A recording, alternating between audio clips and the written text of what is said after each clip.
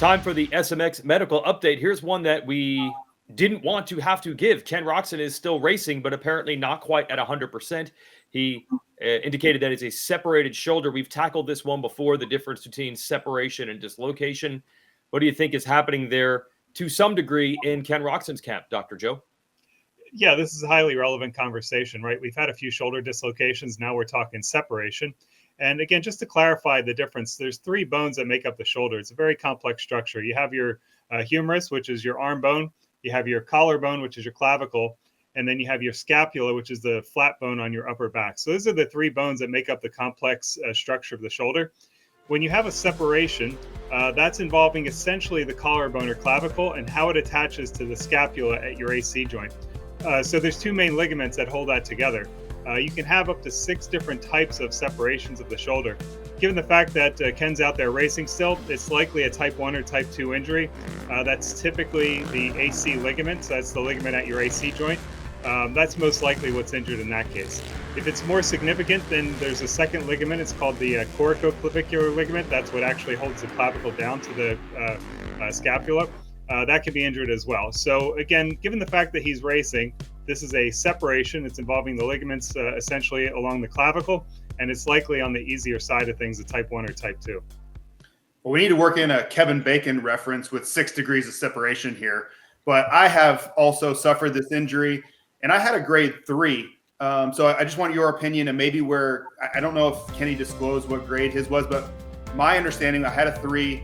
Anything 3 or 4 or higher, you probably need to repair that surgically. Anything lower than that, therapy is probably your best option. So we're speculating a little bit, which is always dangerous. But for him to recover, I think he raced basically a week after, and to be able to perform at that level, do you think we're talking about a lower level separation here?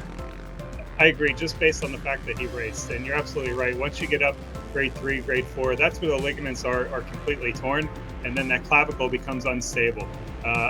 Given how good he raced this past weekend and he's able to get out there and ride, I suspect it's a grade 1 or grade 2, which is a partial ligament injury.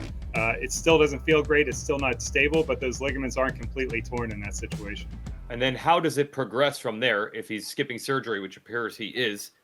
Can he get better, or is this something you're just stuck with for a while? Yeah, again, if he wasn't out there competing at the highest level, competing for a title, you would take some time off no matter what and allow this to heal. So rest, icing. At grade 1, grade 2, it'll heal on its own typically.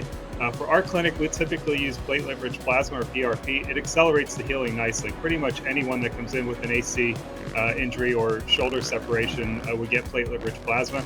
That helps with the process. But yeah, it's just going to take time for that to heal. And hopefully it'll, won't be an issue here in a few weeks. Hey, Dr. Joe, one other rider we want to talk about is Jordan Smith. I know you know him, and you talked about him a few weeks ago, and the prospects of maybe racing Seattle. What do you think is happening there? Yeah, we're hopeful that Jordan's going to be racing this weekend. Again, his major issue was that spleen injury. He injured the spleen in that crash a few weeks ago. For a spleen injury, it just takes time. There's no magic to accelerate that one. It just takes time.